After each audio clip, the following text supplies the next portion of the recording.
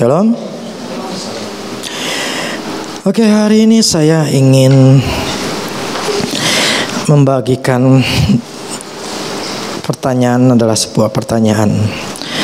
Apakah kita boleh meminta apa saja? Boleh nggak? Boleh nggak kita minta apa aja? Ya, namanya minta apa aja juga boleh, ya toh. Tetapi begini, minggu lalu saya bicara masalah berdoa tidak jemu-jemu. Artinya berdoa itu tidak putus asa, tapi prinsipnya adalah yang maksudnya putus asa tidak punya jangan sampai hubungan kita dengan Tuhan itu putus. Nah, itu yang maksudnya Tuhan. Tetapi hari ini saya bicara begini, mengenai apakah kita boleh meminta apa saja. Soalnya ada pengajaran, mungkin kita sudah tahu, namanya word of faith atau apa namanya, law of attraction. Jadi kita boleh mengklaim apa aja yang kita mau, ya klaim aja gitu loh. Terus kita perkatakan dengan iman, kita berkata-kata supaya kita bisa mendapatkannya gitu loh. Apa dasar firman-Nya? Nah, saya ingin bahas ini semuanya supaya kita ngerti bahwa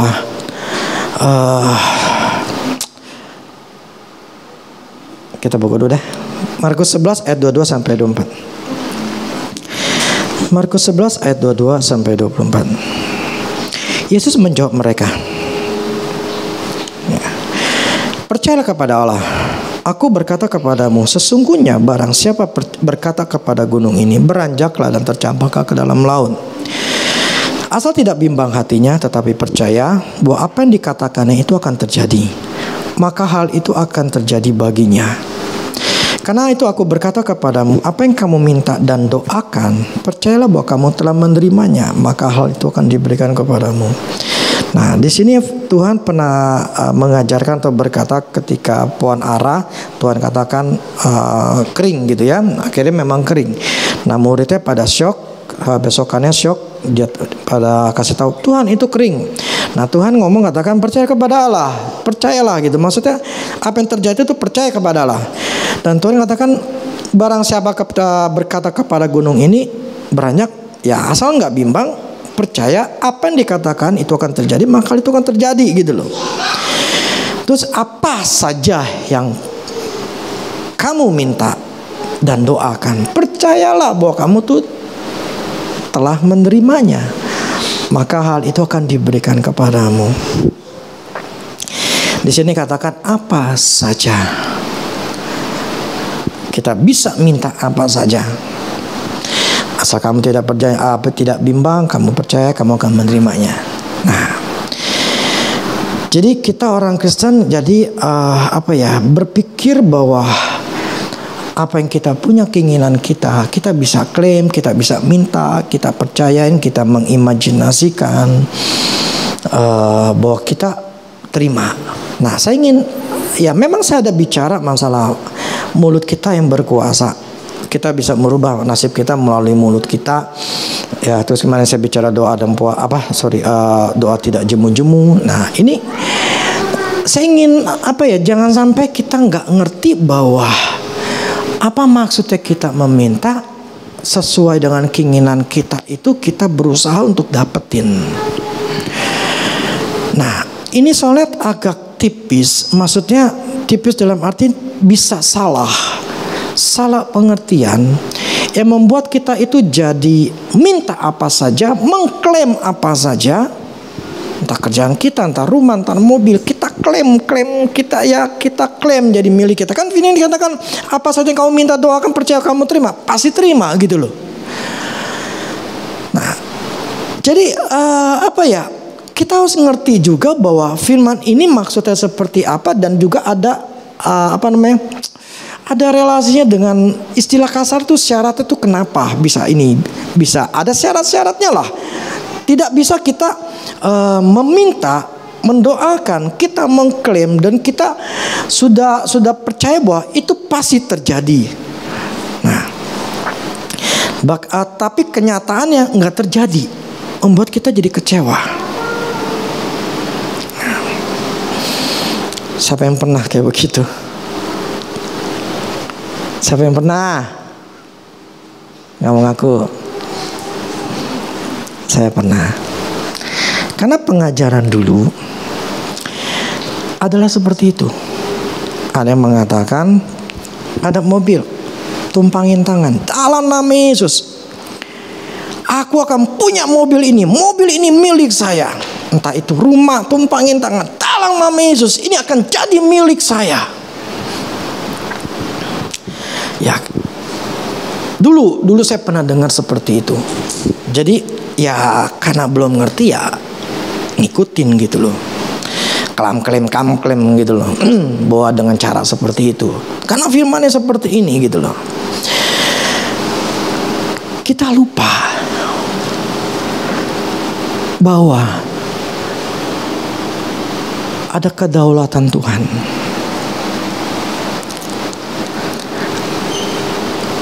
Memang kita diciptakan serupa dan segambar dengan Allah.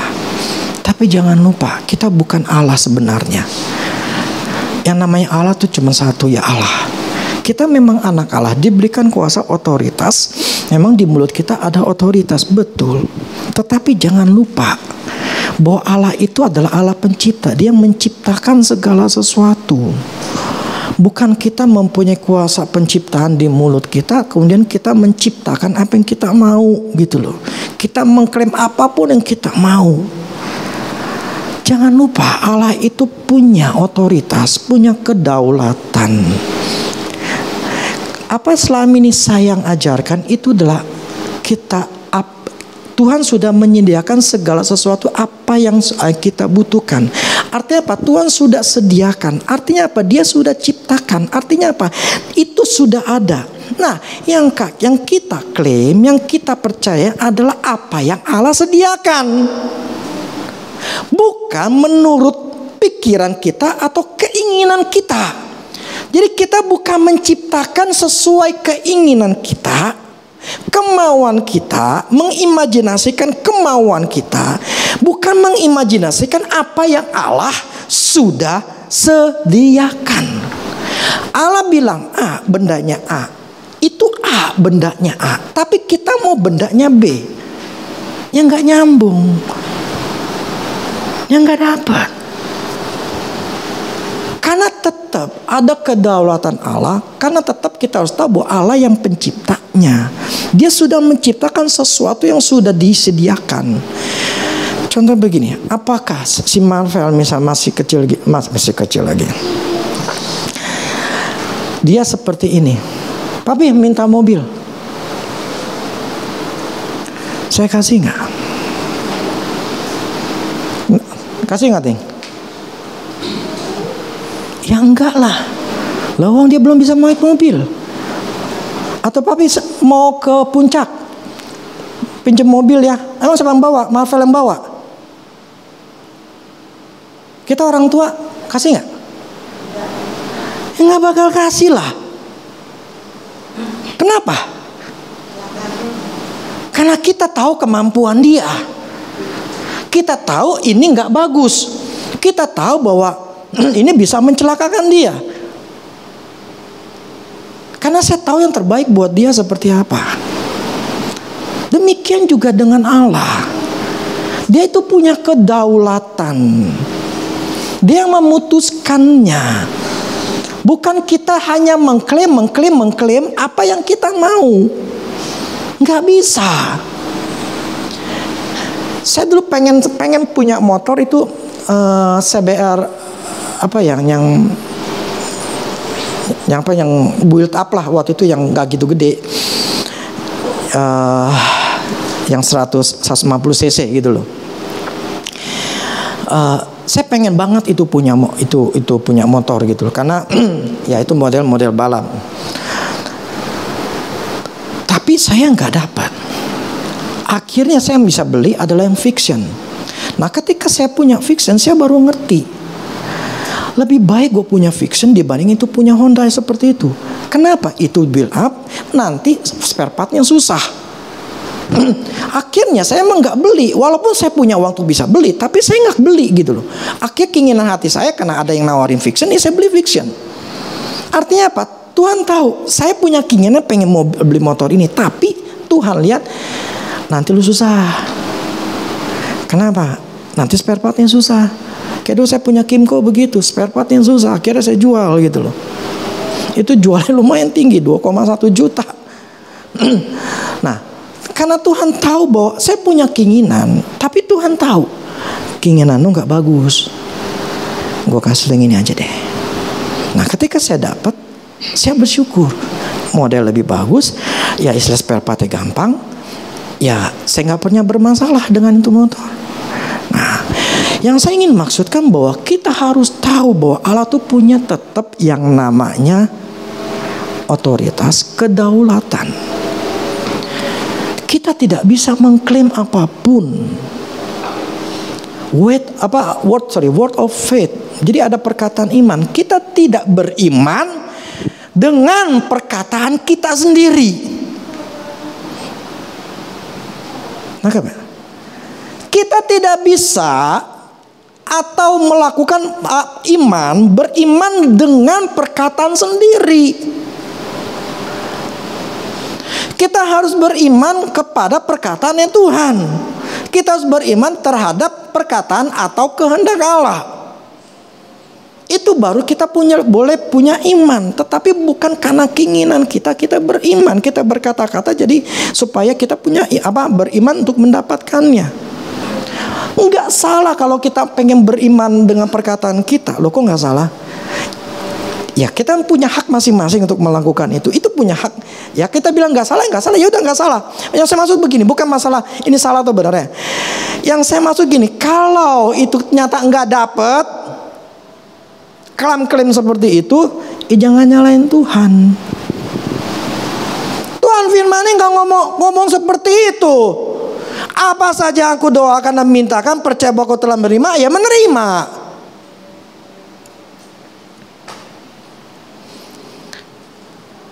Jangan sepicik itu, sependek atau sesempit itu.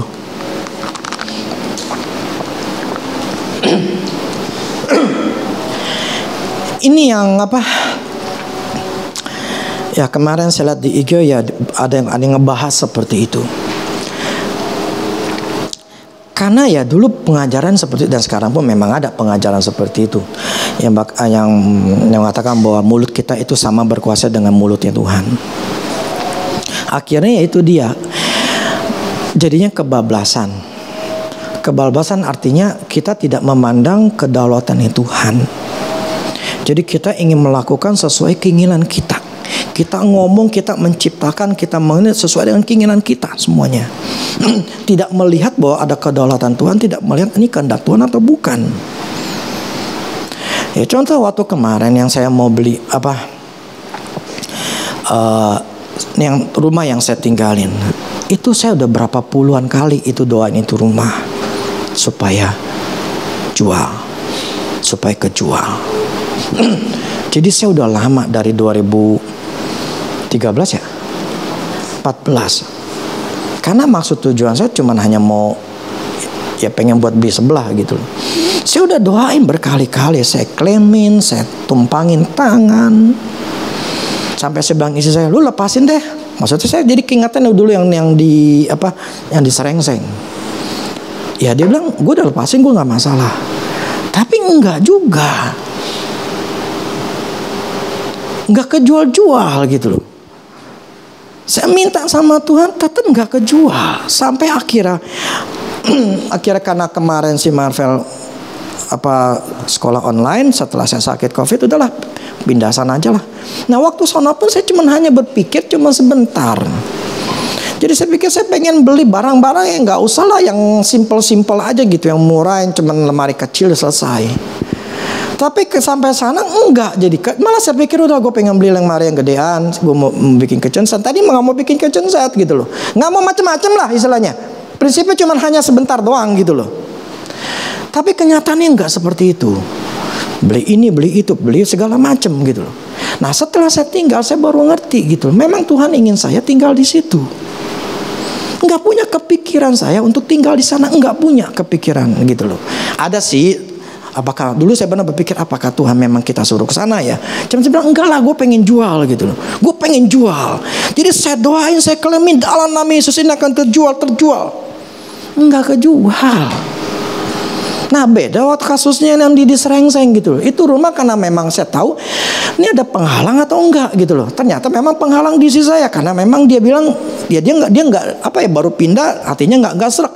Tetapi ketika Tuhan ngomong sama Tuhan ngomong sama dia, bukan saya ngomong sama dia, tapi Tuhan akhirnya ngomong sama dia. Nah ketika dia lepasin, Tuhan ngomong sama dia, aku akan berikan yang lebih baik. Nah yang lebih baik itu yang sekarang saya tinggalin. Jadi kita harus tahu mana yang memang kehendak Allah, mana yang tidak. Kita doain, kita minta-minta, kita tumpangin, kalau memang itu bukan kehendak Tuhan nggak bisa. Jadi ada yang namanya tuh kedaulatan Tuhan, otoritas Tuhan atau ketetapan Tuhan yang kita nggak bisa rubah. Mau diapain nggak bisa rubah. Makanya kita harus ngerti ini gitu loh. Kalau yang di Serengseng ada penghalangnya, kalau yang di sekarang saya tinggal itu bukan ada penghalang. Karena memang Tuhan suruh saya. Enggak. Jadi beda. Kita nggak bisa mengklaim dalam nama Yesus ini akan jadi milik saya, ini akan menjadi, ini terjual, ini segala macam. Nggak bisa gitu. Kita harus tahu ini kehendak Tuhan atau enggak. Dasarnya apa? Ya, baca firman dulu. 1 Yohanes 5.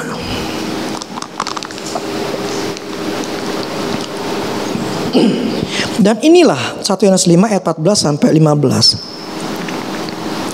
1 Yohanes 5 ayat 14 sampai 15. Dan inilah keberanian percaya kita kepadanya, yaitu bahwa Ia mengabulkan doa kita. Jikalau kita meminta sesuatu kepadanya menurut kehendaknya. Dan jikalau kita tahu bahwa Ia mengabulkan apa saja yang kita minta, maka kita juga tahu bahwa kita telah memperoleh segala sesuatu yang telah kita minta kepadanya. Jadi yang di Markus 11, 22 sampai 24 itu dikuatkan dengan 1 Yohanes 5, 14, 15. Dengan apa? Menurut kehendaknya. Kalau kita tahu bahwa Tuhan ngabulin, karena kita tahu ini sesuai kehendaknya. Nah karena ini sesuai kehendaknya, ya wis pasti dikabulin, nggak mungkin enggak. Nggak mungkin nggak dapet, pasti dapet gitu loh. Nangkap nggak? Jadi bukan kita mengklaim mengatakan sesuatu keinginan kita untuk kita bisa mendapatkan apa yang kita mau. Hidup itu bukan kita orang Kristen diajarkan tuh cuma berdoa, minta. Tapi otaknya nggak dipakai. Cara bertindaknya nggak dipakai. Pokoknya minta, doa, bahasa roh, klaim.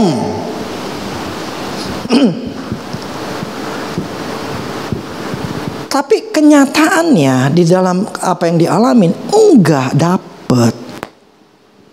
Karena memang enggak semudah itu kita mengklaim-klaim. Merubah nasib kita memang melalui mulut kita. Hidup dan mati kita dikuasai oleh lidah. Tapi bukan cuma mulut gitu loh. Karena mulut tanpa tindakan percuma, nggak ada hasilnya. Contoh saya bilang, saya tidak akan pernah kekurangan. Oke, saya percaya bahwa saya nggak pernah kekurangan. Tetapi tindakan saya apa? Malas. Ya mana tetap aja kekurangan. Kalau saya tidak bertindak tetap aja.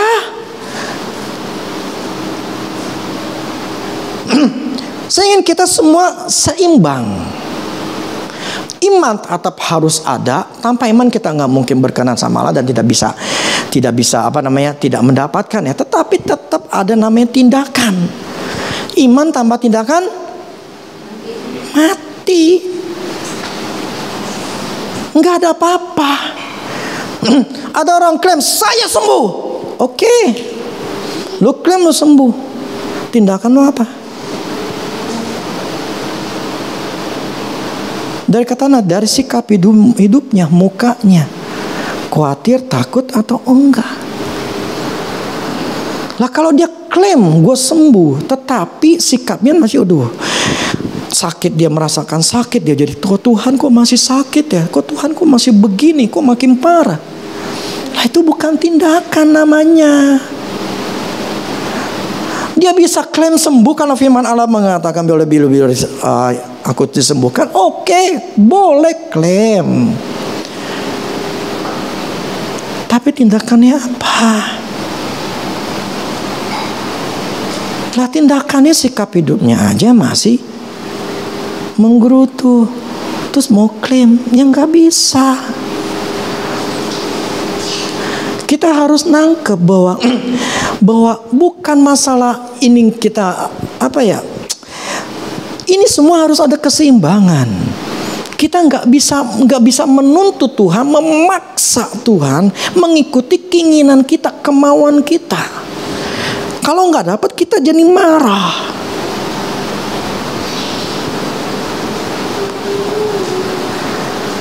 Karena dulu saya seperti itu. Doa sepakat sama istri, nggak terjadi apa-apa. Miskin ya tetap miskin, susah ya tetap susah. Karena bukan itu. Firman tanpa tindakan nol.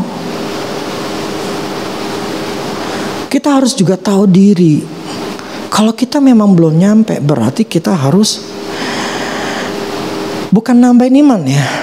Berarti kita harus belajar lagi firman. Bukan nambahin iman, belajar firman. Bahwa firman tuh gak pernah gagal. Kita harus ngertiin cara berpikirnya Tuhan tuh kayak apa. Itu firman. Nah ini harus kita pelajarin, kita harus ngertiin. Oh kayak begini ya, kayak begini. Kita gak bisa menuntut, mengklaim apapun kalau tindakan kita nggak sesuai dengan apa yang kita minta. Nomor satu, kita harus tahu dulu kehendak Tuhan. Apakah yang kita minta ini sesuai kehendak Tuhan atau enggak? Cari tahu dulu. Tapi saya nggak tahu cara kenal. Saya nggak tahu, nggak bisa dengar suara Tuhan. Saya nggak bisa tahu ini kehendak Allah atau enggak. Apakah saya boleh beli atau tidak, atau saya lakukan ini boleh apa enggak. Saya bisa jual atau enggak, atau saya mempertahankan atau enggak. Saya nggak tahu. Terus gimana?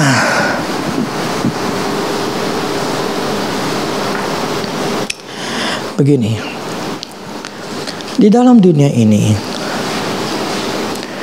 kita harus tahu prinsip, jangan memegang sesuatu di dalam dunia.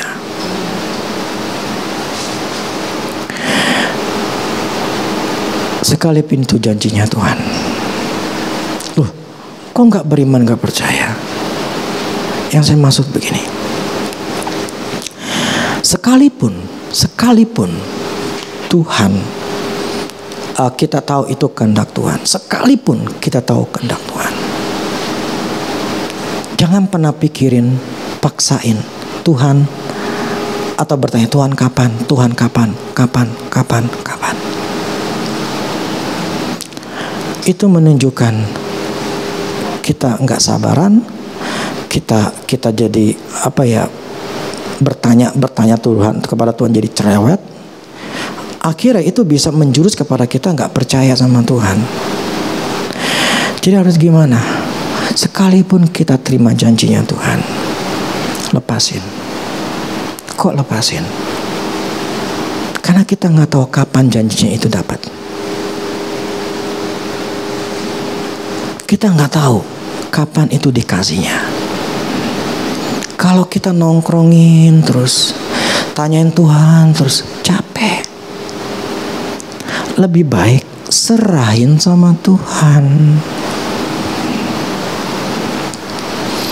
Jadi jangan pegang apapun dalam dunia ini, termasuk janjinya Tuhan. Yang ada cuma kita percaya sama Tuhan. Janjinya mau kasih kapanpun, gak usah pikirin.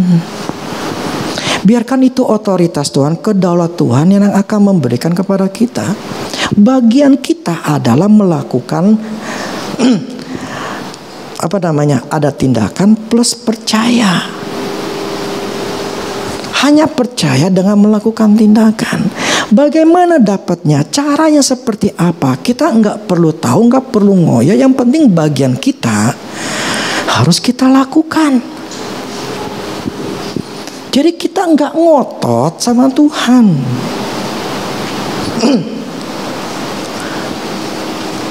Jangan megang sesuatu yang ada di dalam dunia ini. Peganglah Allah aja. Pribadi Allahnya aja, nggak perlu, jangan tangannya atau janjinya. Emang kelihatannya ekstrim. Loh kok kita nggak boleh megang janjian? Bukan nggak boleh.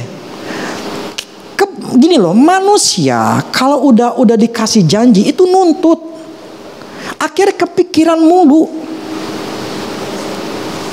Kapannya? Lebih baik kita nggak usah pikirin, lepasin. Pokoknya waktunya Tuhan kasih ya kasih gitu loh. Contoh gini, saya pengen beli sebelah. Saya nggak mengklaim, saya nggak minta sama Tuhan, atau saya berusaha. Saya hanya berpikir begini, kalau gue ada duit gue beli, kalau nggak ada duit ya gue nggak beli. Selesai. Jadi saya nggak maksa, saya nggak mikirin gitu loh. Artinya apa? Ya gini loh. Karena dulu saya ya pengajaran dulu mengklaim. Jadi ketika kenyataannya saya ingat kenyataan yang nggak ada gitu ya, kenyataan yang nggak dapet, itu membuat saya jadi kecewa. Jadi saya ambil keputusan, udahlah, terserah Engkau Tuhan. Terserah Engkau bagaimana. Mau kasihnya kapan? Gak dikasih, gue gak pikirin dah. Gue gak mau minta-minta. Terserah. Loh, bukan saya jadi apatis, bukan. Tapi saya tahu bahwa yang harus diperbaiki bukan Allah. Saya yang harus diperbaiki. Saya mesti dibenerin dulu. Dan saya ambil keputusan, gue gak mau mikirin. Memang saya istilahnya berdoa minta, no problem. Tetapi saya gak maksa. Ya contohnya tadi rumah, saya doain tapi nggak laku-laku, ya sudah. Kalau nggak laku mau dibilang apa gitu loh. Kalau memang nggak ada duit ya sudah gitu loh. Nggak perlu maksain supaya Tuhan kasih. Untuk maksain Tuhan kasih pembeli lah segala, nggak perlu. Nah kecuali barang dagangan ya. Kecuali barang dagangan. Contohnya waktu yang saya jual rumah yang di Jamblang. Tuhan kenapa ini rumah kok nggak kejual-jual? Nah itu saya tanya sama Tuhan, salah saya di mana? Karena kamu ngomong bahwa itu susah. Oke, ya wis, berarti saya salah. Yaudah, saya ke sana. Saya ngomongin itu rumah, saya ngomongin di jalanan, saya ngomongin di auranya, pokoknya dalam namis, pokoknya ini kejual. Jadi setiap perkataan ini susah lah, orang belinya nggak apa, orang nanti punya mobil nggak bisa masuk lah. Kayak gitu-gituan alasan di dalam namis. Aku patahkan semua apa yang keluar dari mulut. Aku patahkan semua dalam namis. Sekarang aku nyatakan siapapun orang yang mau beli itu bisa beli. Nggak peduli apapun juga. Nggak ada istilah mobil atau nggak mobil bisa lewat atau nggak ada pikir begitu. Pokoknya kejual. Nah ketika saya ngomong itu cuman hanya hitungan seminggu atau 2 minggu laku. Jadi tergantung case, tergantung kasus kita.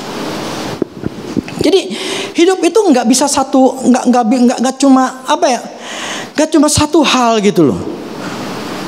Jadi kita harus tahu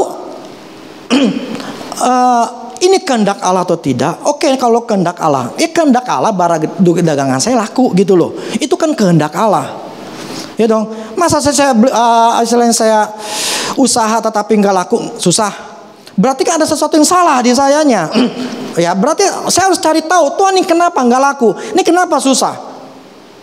Itu saya harus cari tahu dong. Masa saya diamin aja, ya udahlah biarin aja, terserah Tuhan, gimana Tuhan. Nggak bisa begitu.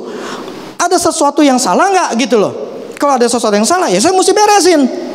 Atau memang saya, contohnya kemarin masalah akhir kejual, tahun 2019 itu saya banyak yang kejual. Tapi kepada 2020 itu susah jual. Nah 2021 juga sama. Saya bilang, waduh Tuhan ini gimana?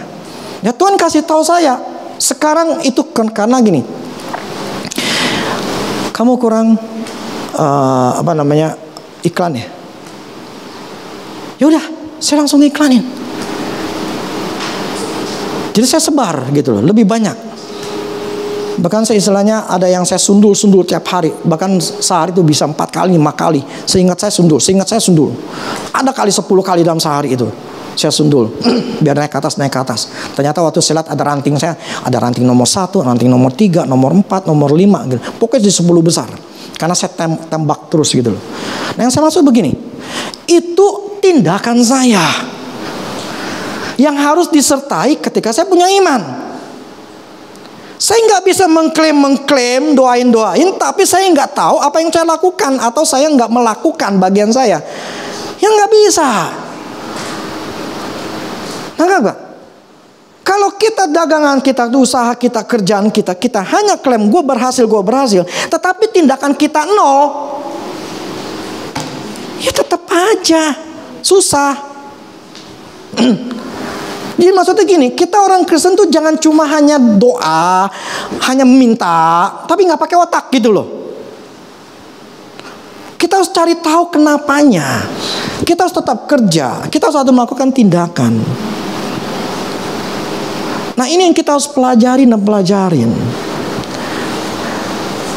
Jadi kalau kita ingin meminta sesuatu sama Tuhan, mengklaim sekalipun, kita harus tahu itu kehendak Allah atau tidak. Kalau memang itu kehendak Allah, kita nggak perlu klaim-klaiman, pasti dikasih dan nggak perlu megang. Diamin aja, bagian kita harus kita lakukan, nih bagian kita lakuin gitu loh.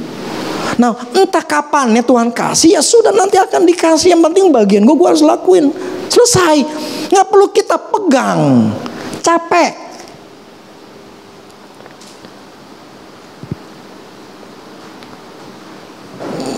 Hidup itu harus lepas. Kita harus bisa melepaskan segala sesuatu. Maka saya punya ada keinginan, saya pengen beli lagi. Cuma itu saya nggak doain. Saya nggak klaim bahwa saya akan memperolehnya. Cuman saya tahu begini. Misalnya saya pengen punya rumah, ada kolam renangnya. Terus di tempatnya anggap di Intercon. Nah perkiraan saya itu 13 miliar. 13 miliar, anggap 13 miliar. Untuk bisa punya rumah seperti itu dengan tanah cukup luas dengan uang 13 miliar. Pertanyaannya adalah, sekarang lu punya duitnya enggak? Ya nggak punya. Ingat, pakai otak juga, logika. Untuk mencapai 13 miliar itu butuh kerjaan yang lebih gede nggak? Itu butuh hasil yang lebih besar nggak? Itu butuh profit yang lebih besar nggak? Oh ya. Kalau kerjaan sekarang bisa nggak? Ya nggak bisa lah. Maksud saya gini, kita harus punya otak. Kita klaim punya rumah, punya mobil. Lihat dulu kemampuan keuanganmu pertama, kemampuan kerjaanmu bisa nggak? Untuk bisa dapat 13 M, kalau kamu cuma hanya dapat 15 juta, bisa nggak? Pakai otak. Kita nggak bisa mengklaim apapun juga. Mau minta mobil Pajero, jangan Pajero, lu Atos aja bisa nggak?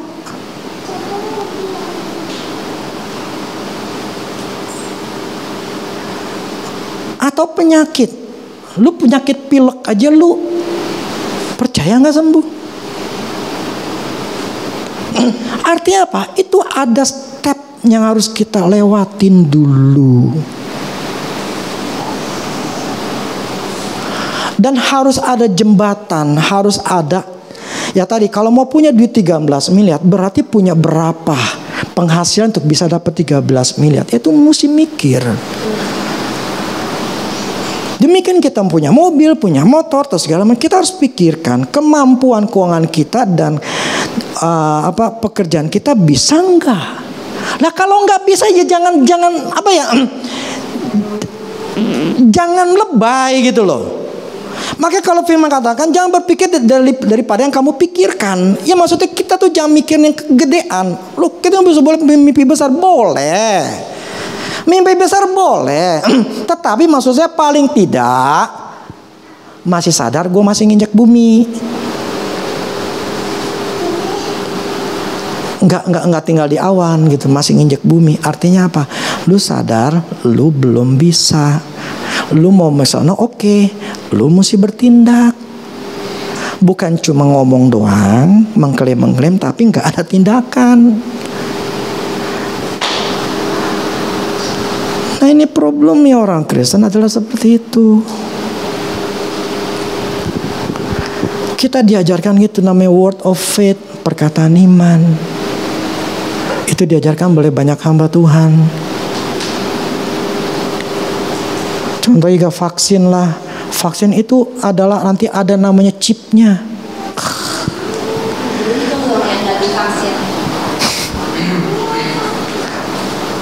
Ada chipnya akan dimasukkan. Aduh. Itu dari Amerika, artikel atau apanya lah pengajaran itu masuk ke Indonesia. Jadi ada orang-orang yang memang nggak mau vaksin karena dianggap adalah ada chip.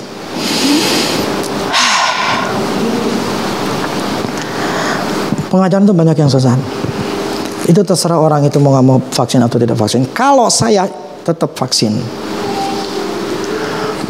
Kalau saya vaksin kenapa? Karena kalau saya pergi-pergian, saya ada suratnya. Itu doang.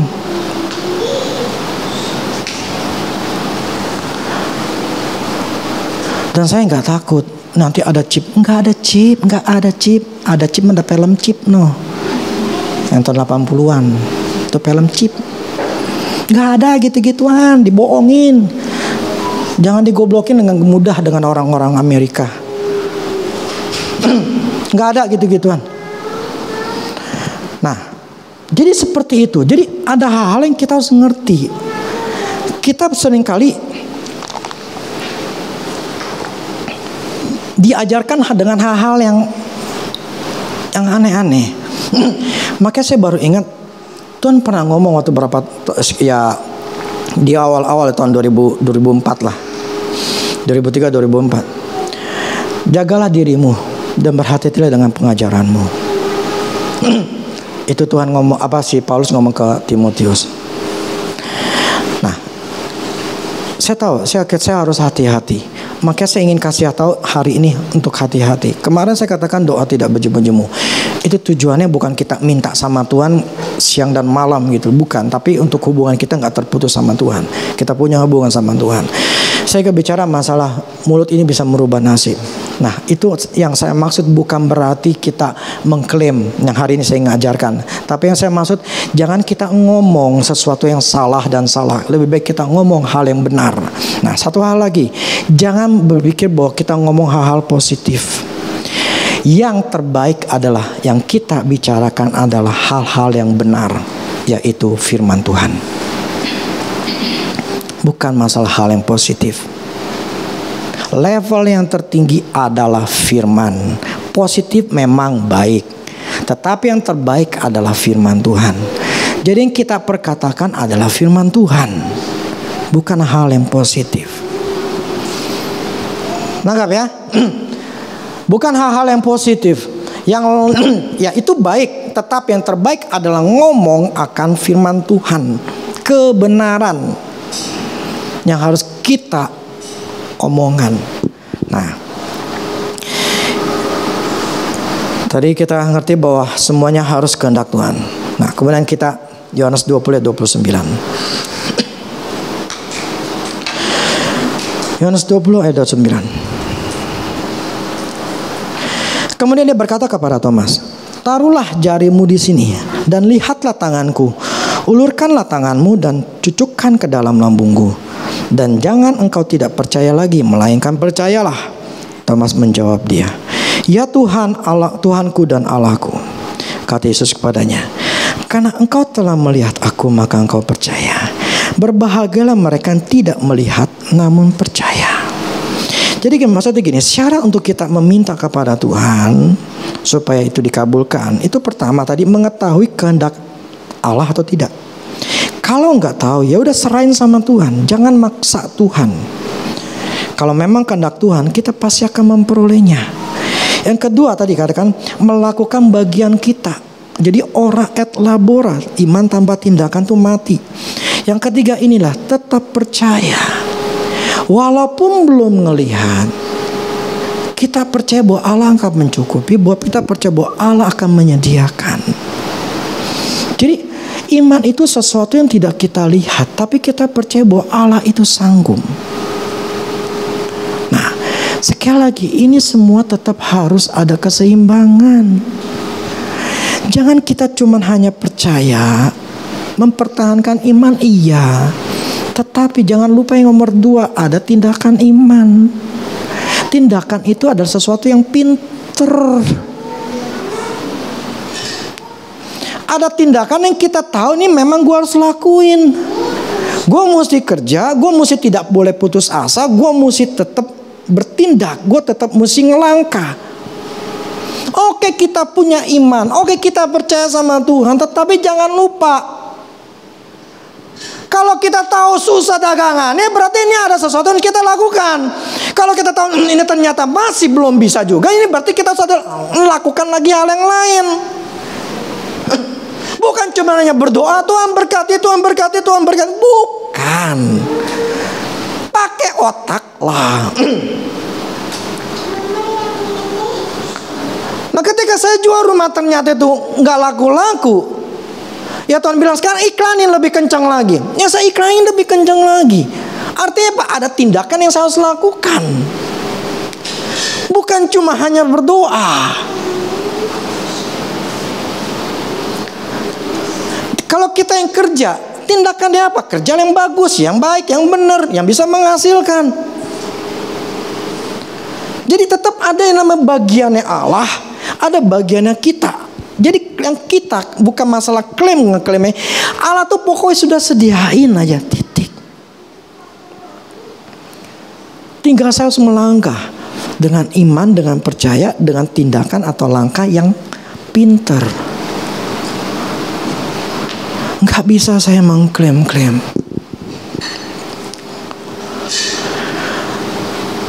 Doa doang, nggak bisa.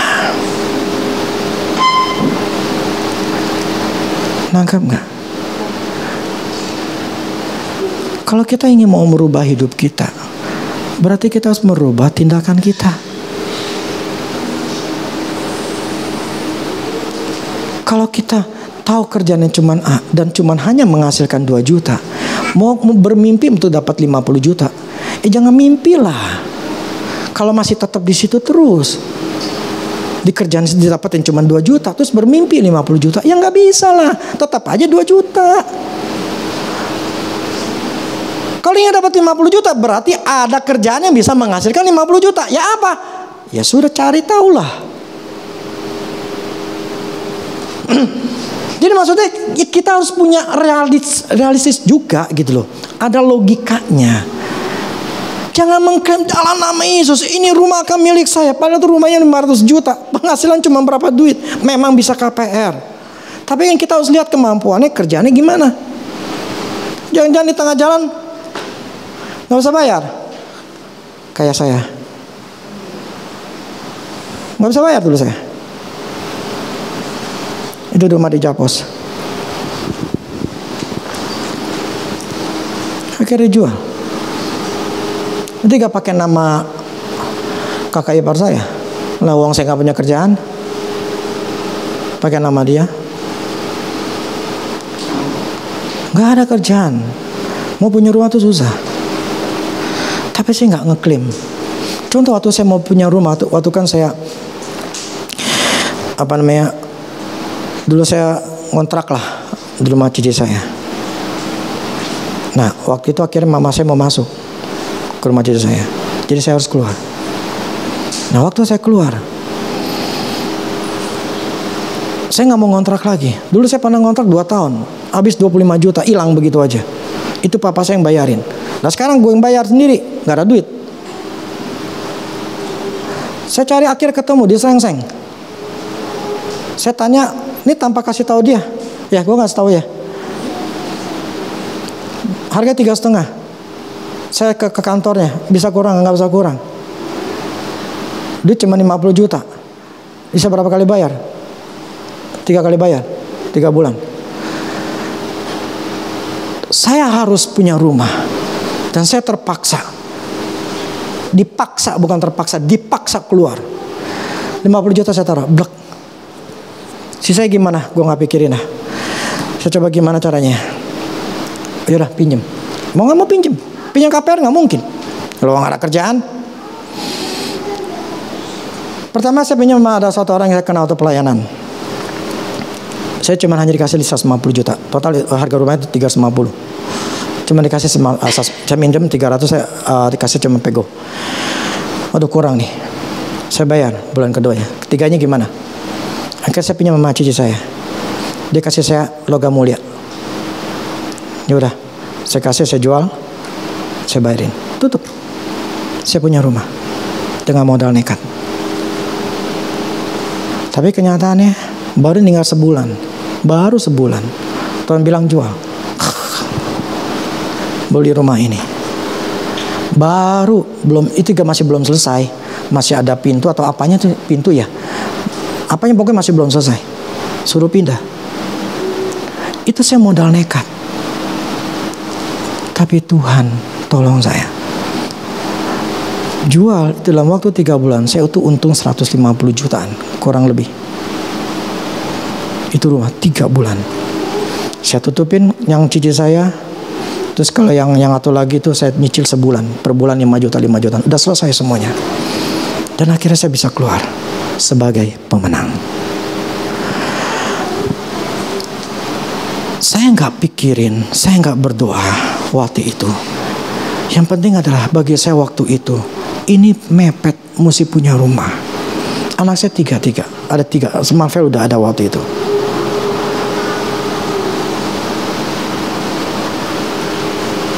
Saya cuma hanya udahlah Tuhan, saya butuh. Dan Tuhan tolong. Saya percaya sama Tuhan. Tuhan atur hidup saya. Nah, pokoknya saya berpikir bahwa saya nggak boleh ngoyo aja. Ya, ini tindakan saya dulu. Ya, jangan disamakan. Oh, terus kemudian kalian bertindak lagi dengan hal yang sama. Jangan ya. Itu saya nggak bisa ngomong, tapi menurut saya itu memang jalannya saya, jalan hidup saya, menurut saya. Kenapa? Karena bisa beli Mahanaim di sini. Kalau saya nggak jual, ini gereja nggak ada, ini gereja nggak ada, karena sudah dimiliki sama orang lain. Tapi menurut saya inilah jalannya Tuhan. Saya diberikan keberanian saat itu ya untuk beli dengan modal, dengan hanya duit 50 juta. Tapi itu bisa. Ini karena Tuhan ya.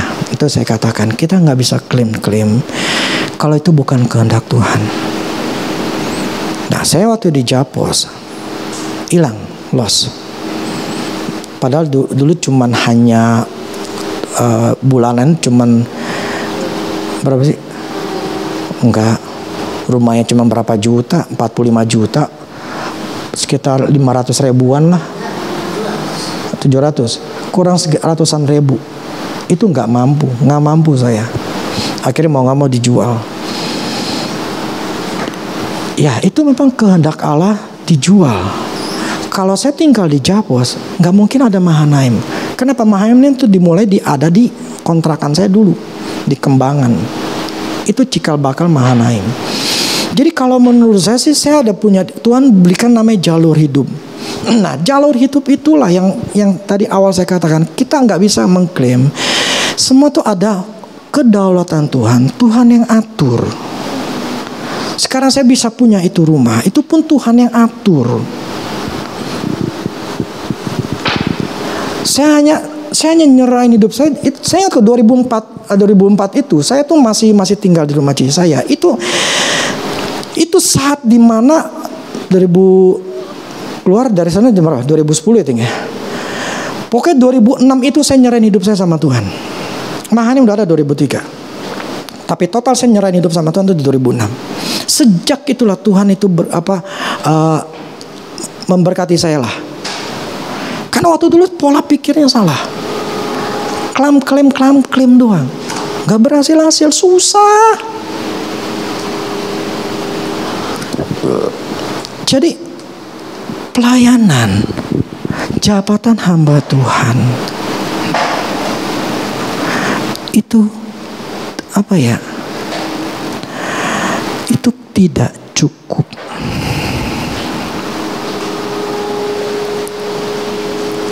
Ada 5 aspek hidup kita. Rohani saya bagus, sehat saya bagus, ya. Keluarga saya bagus, anak saya bagus, tapi 2-nya jelek. Buat apa 3-nya? 60% doang bahagianya, 20%-nya hancur. Artinya apa? Di 3 saya bagus, firmannya ada. Di 2 nggak ada firman, makanya hancur. Kerjaan hancur, uang hancur, gak ada firman.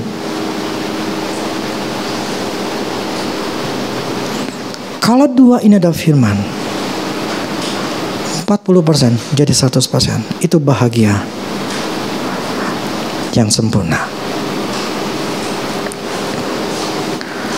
Semua bisa berubah kalau ada firman. Tidak ada firman, tidak ada kebahagiaan. Maka hidup dalam firman itu sebetulnya menguntungkan kita. Sorry, bukan saya menghakimi, karena itu prinsipnya. Di mana ada kebenaran, Tuhan yang kerja. Titik. Di pekerjaanmu ada kebenaran, Tuhan pasti kerja. Gak mungkin enggak. Kerjaanmu bagus, uang kamu otomatis bagus. Kerjaan gak bagus, uang pasti gak bagus. Pekerjaanmu bagus, uang pasti bagus. Pekerjaan hanya bisa bagus kalau kita ada firman di situ. Ketika ada kehendak Allah, kalau kita ngerti, namanya bisnis itu harus punya otak. Gak bisa ngandalin cuma doa-doa doang. Ingat ya, jangan ngandalin cuma hanya doa-doa, harus ada tindakan yang pinter. Semuanya harus ada tindakan. Gak bisa kita cuma hanya berdoa doang, mengklaim.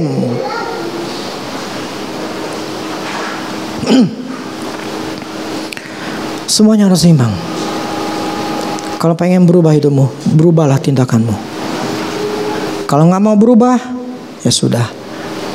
Nikmatin hidupmu apa adanya. Ya, nangkap. Apa adanya. Saya punya pandangan ke depan, tapi saya tahu itu susah. Saya tidak mengklaim, tapi saya tahu untuk menuju sana itu bisa. Karena semat ini bisa. Jadi saya tetap berpatokan bahwa iman saya bukan percaya karena melihat, tapi saya percaya bahwa dengan apa yang menurut saya itu jalurnya Tuhan. Saya cuma hanya memandang bisa, tetapi saya nggak ngotot. Saya tidak mau mengambil memegang apapun di dalam dunia ini. Ingat ya, tadi awal saya katakan apapun juga, termasuk janjinya Tuhan. Serahkan itu sama Tuhan. Biarkan Tuhan yang mengatur waktunya. Jadi saya serahkan itu sama Tuhan. Pokoknya kalau memang waktunya gue dapat, ya gue akan dapat. Dan saya nggak perlu ngoyok ngotot gimana supaya bisa dapat. Enggak, saya nggak mau kayak begitu. Kenapa?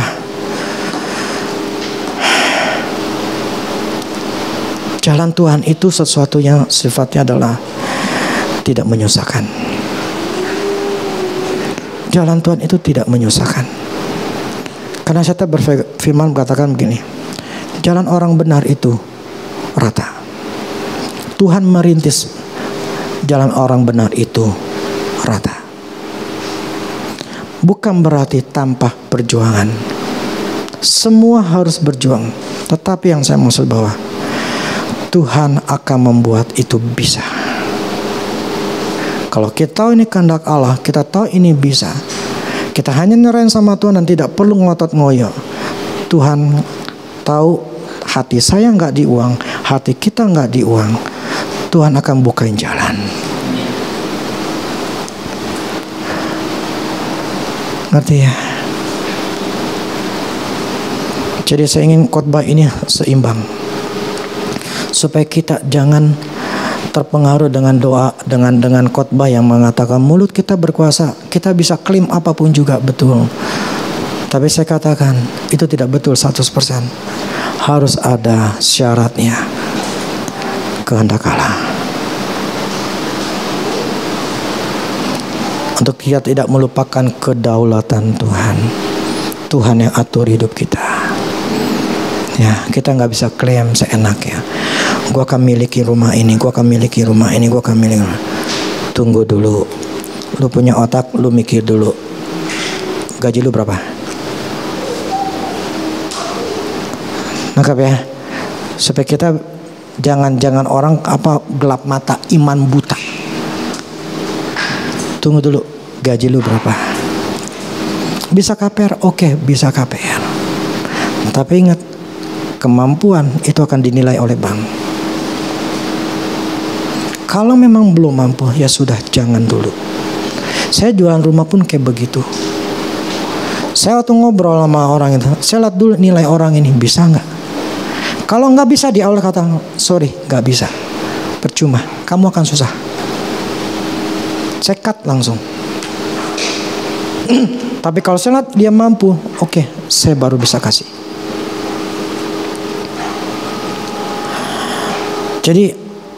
Jadilah orang Kristen yang pintar, ya. Orang Kristen yang punya otak, yang punya pikiran untuk bisa menilai, memilah. Karena banyak pengajaran seperti itu juga, dan banyak kita terbuai hanya dikasih mimpi, tapi kita tidak tahu fakta yang ada, apa yang harus kita lakukan. Ya, faktanya harus kita lakukan. Jadi